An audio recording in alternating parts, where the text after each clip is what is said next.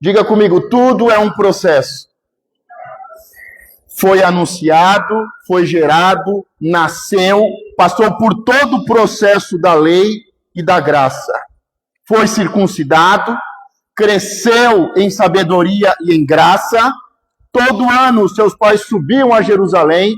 Dos 13 anos aos 14, ele passa pelo processo, junto com os doutores da lei, para se tornar homem. E ele vai crescendo. Ele diz, estou fazendo as coisas do meu pai. Ficou 18 anos crescendo em sabedoria e em graça, fazendo as coisas do pai, servindo a José e a Maria, até o momento do batismo, de iniciar publicamente o seu ministério. Diga comigo, tudo é um processo. Tudo passa por uma palavra anunciada, por uma gestação, por um processo de romper, nascer, crescer em sabedoria e em graça, em servir o pai e a mãe, fazendo a obra do pai. Ele passa por todo esse processo. Ele vai começar o seu ministério, João Batista o anuncia como cordeiro que tira o pecado do mundo, e ele começa o seu ministério. O seu ministério começa com um batismo, mas principalmente com sendo conduzido pelo Espírito ao deserto para vencer Satanás no deserto. Muitas pessoas precisam vencer o inimigo no deserto. Ele vence o inimigo, volta e começa o seu ministério público. E tudo vai acontecer, como nós vamos vendo, tudo vai acontecendo dentro da sua casa, dentro de casas, na sinagoga. Mas nesse texto em especial, vai ter um rompimento e vai começar não só o seu ministério público, mas também fora da casa, fora da sinagoga. Lembramos também que nesse primeiro momento, um momento marcante é o Sermão da Montanha. Jesus sobe, faz o Sermão da Montanha, e ele sempre está no caminho, indo de um lugar para o outro, em uma casa, em uma sinagoga. Mas ele fez o Sermão da Montanha, as bem-aventuranças. É muito importante ter o Sermão da Montanha como base de palavra profética e apostólica para uma boa vida, para uma vida abençoada.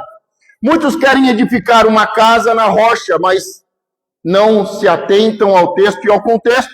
Não adianta chegar no final do sermão e falar, não, agora eu vou edificar a minha casa sobre a rocha. Mas tem um texto e um contexto, tem toda a mensagem, todo o sermão. E lá vai falar sobre as bem-aventuranças, vai falar sobre a oração, sobre o jejum, sobre os tipos de ofertas. Então, como se edifica uma casa na rocha? Com toda a palavra, o Sermão da Montanha. E Jesus, ele vai fazendo alguns milagres sobrenaturais, algumas maravilhas, como, por exemplo, dar vista a um cego de nascença, libertar uma pessoa que todos achavam que tinha um problema na boca, mas o Senhor sabia por revelação, não por religiosidade, que era um espírito mudo. Ele é acusado de ser o maioral da casa. Preste muita atenção que toda vez que há um rompimento no ministério de Jesus, na vida e ministério de Jesus, e assim também na nossa, vai ter um confronto. Jesus começa indo ao deserto, na casa de Satanás, para vencer toda a tentação e ser revestido pelo Espírito Santo, pelo poder de Deus, para fazer as coisas. Muitas pessoas querem fazer as coisas sem serem revestidas, sem irem ao deserto e vencerem o inimigo. As pessoas acham que começa com o batismo e aí novo nascimento, ok, mas depois do novo nascimento, diz a palavra que Jesus, saindo das águas, orou e o Espírito veio sobre ele e o guiou. Ele vai até o deserto, é levado até o deserto, vence as tentações e volta do deserto agora não sendo guiado, mas cheio, revestido com poder para fazer. O seu ministério público começa de forma simples e vai tomando uma proporção. Ele está sempre na sua casa, no caminho, indo de um lugar a outro, na sinagoga. Mas agora, depois que ele é acusado de ser o maioral dos demônios, preste atenção que começou com ele indo ao deserto e vencendo as tentações. Mas agora, esse momento de rompimento, os religiosos o acusam de ser o maioral dos demônios. Jesus traz um grande ensinamento, como nós já vimos, sobre libertação. E agora Jesus vai fazer o sermão do mar. Diga, o sermão do mar. Esse sermão do mar, ele é acompanhado por muitas parábolas. Pergunta, por quê, pastor? Porque é bem simples. Porque a partir de agora, Jesus, ele sai do âmbito individual, familiar, do âmbito interior de uma casa, e ele vai para o âmbito coletivo, público. Ele vai para o lado de fora. Ele vai expandir o seu ministério. Então agora ele vai fazer o segundo sermão mais importante, que é o sermão do mar. Ele sai da sua casa, vai até a praia, Cafarnaum, um lugar marítimo, um porto, muito importante, muito comercial, entra no barco de Pedro e ele vai ministrar o sermão do mar. E aí tem um grande rompimento. Ou seja, depois dele ser acusado de ser o maioral da casa, Beuzebu, o principal dos demônios, o Deus da casa, o Senhor das moscas, ele deixa algo bem claro. Quem é a minha família? Não existe rompimento enquanto houver uma confusão mental, e como nós vemos nos dias de hoje, enquanto não cumprimos o princípio de deixar pai e mãe, enquanto não deixarmos pai e mãe, cumprirmos o princípio e colocarmos Deus acima de todas as coisas, Jesus, ele rompe isso e ele pergunta, mas quem é a minha mãe e os meus irmãos? E ele mesmo responde, a minha mãe, os meus irmãos, são os que ouvem a palavra. Tem um rompimento nesse momento. Muitas pessoas não conseguem romper porque não rompem o natural e não rompem de forma bíblica, seguindo princípios. Estão sempre infantis, presos ao sentimental e no âmbito interior, infantil, e não conseguem deixar pai e mãe, não conseguem deixar a parentela e essa terra seguindo princípios. Não tem como. O próprio Jesus teve que passar por isso. Então, para ele ter esse rompimento, depois desses milagres sobrenaturais, essas maravilhas, ele se apresentando como o Deus Criador, se apresentando como o Deus Criador, o Eu Sou, o Bom Pastor, a porta, a acusação vem, o ataque do inimigo sempre vem antes de um grande rompimento. Ele define bem claro quem é a família dele, e com isso, em nenhum momento ele está sendo desrespeitoso, e muito menos abandonando a sua família, mas ele está colocando ordem nas coisas.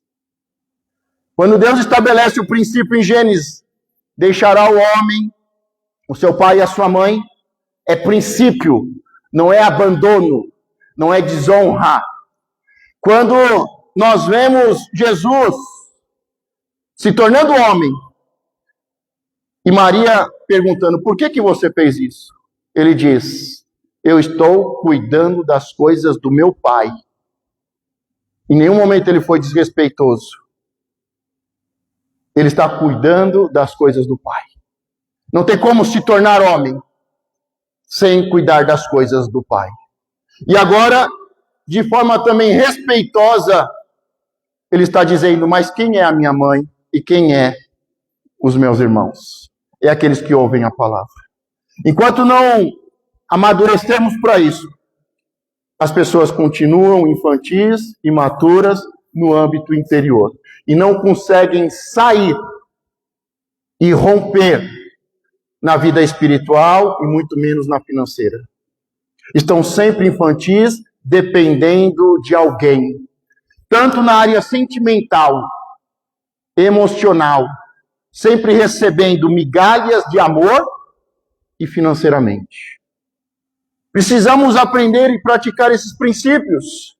Então, ele vai dizer verdadeiramente quem é a família dele. Diz bem claro o texto, naquele mesmo dia que ele foi acusado, naquele mesmo dia que ele definiu as fronteiras da família, a minha família familiar, mas eu tenho uma família que está acima, que é a família do meu pai. Eu tenho um pai, eu estou fazendo as coisas do pai, e eu sei quem é a minha família. Então ele vai colocar princípios para poder romper. Vai estabelecer princípios. Nós falamos essa mensagem no meio da semana e eu deixei bem claro. Você, olha, você organiza da forma que você achar melhor. Se a primeira coisa na sua vida mais importante é o seu trabalho, amém. Se é a sua esposa, se é os seus filhos, se é Deus, você precisa e você só consegue fazer isso com revelação, com palavra, cumprindo princípios, mas principalmente, diga, é um processo de maturidade, de se tornar homem e colocar as coisas em ordem. Nenhuma criança consegue colocar as coisas em ordem. Ou Deus está acima de todas as coisas, ou Deus não está em segundo lugar na sua vida. Enquanto tiver alguém no lugar de Deus, não há rompimento, não há crescimento. Todos nós temos que aprender isso. Então, naquele mesmo dia, depois de tudo isso, vai haver um rompimento. Naquele mesmo dia, Jesus sai da casa e ele vai para a parte pública. O Sermão do Mar, ele vai anunciar o Sermão do Mar. São parábolas do reino. Parábolas são ilustrações, são enigmas, são mistérios, são comparações. E por que ele vai fazer isso? Porque a partir de agora ficou bem claro quem é família natural, quem é religioso e quem é discípulo. E quem é natural e quem é religioso vai ouvir uma história legal. Mas quem é discípulo vai receber revelação a partir de agora. Revelação do reino. Então, é um momento extremamente importante, nós vamos ler e o próprio Jesus vai dizer, os discípulos perguntam, por que agora, o outro sermão foi fácil, direto, são leis, são princípios do reino, é fácil falar sobre bem-aventuranças, falar sobre oração, jejum, ofertas, sobre edificar uma casa, mas agora essa mensagem cheia de parábolas, de mistérios, enigmas, Jesus deixa bem claro, é porque eu não quero que eles sejam curados e salvos. Para que se cumpra a palavra profética daqueles que têm olhos e ouvidos, mas não veem e não ouvem, que não dão crédito à palavra. Que veem os sinais, mas não creem. Que continuam com uma vida natural. Que continuam presos a um sistema natural, a uma estrutura natural. Que não deixaram pai e mãe para fazer a obra do pai e serem inseridos na família do pai. Então esses, eu não quero que eles entendam. Eu não quero que eles sejam curados e salvos. Os mistérios é para os discípulos. Eu sei que muitos nunca se atentaram para o Sermão do Mar, mas eu acho que é porque você nunca conseguiu amadurecer até esse ponto. Pode ser que até hoje você nunca rompeu na palavra e no processo para chegar no Sermão do Mar. E hoje pode ser esse dia. Que seja esse dia que você esteja nesse processo. Que você chegue até aqui e que a partir de agora não seja simplesmente histórias bonitas parábolas e enigmas, mas que seja revelação. Revelação. E aí você vai fazendo o diagnóstico. Eu estou ouvindo histórias, parábolas, ou eu estou entendendo os enigmas, os mistérios do reino que só é dado aos discípulos? Não estou entendendo, então eu preciso crescer mais, eu preciso assumir mais responsabilidade, eu tenho que deixar pai e mãe, e assim por diante. Fica uma sugestão. Então, o Sermão do Mar, as parábolas do reino, Jesus, ele sobe no barco de Pedro, senta no barco, e a multidão está de pé na praia. Diferente de nós, lá, o mestre, o rabi, Jesus, ele senta e as pessoas ficam de pé. Aqui é o inverso. Nos dias de hoje tudo é inverso. Aqui, o pregador fica de pé e a multidão fica sentada. Ok? Mas lá era assim. A multidão estava de pé em respeito e temor à palavra de Deus. Agora, tendo esse texto e esse contexto, vamos à leitura da parábola. Vamos começar o Sermão do Mar, em Mateus 13, versículo 1. Agora que você entendeu o texto e o contexto, porque não adianta ficar... Não pode ser mais uma mensagem na sua vida, gente. Não pode ser mais um culto. Pode ser mais um domingo. Tem que ser mais um processo, mais um passo, mais um avançar.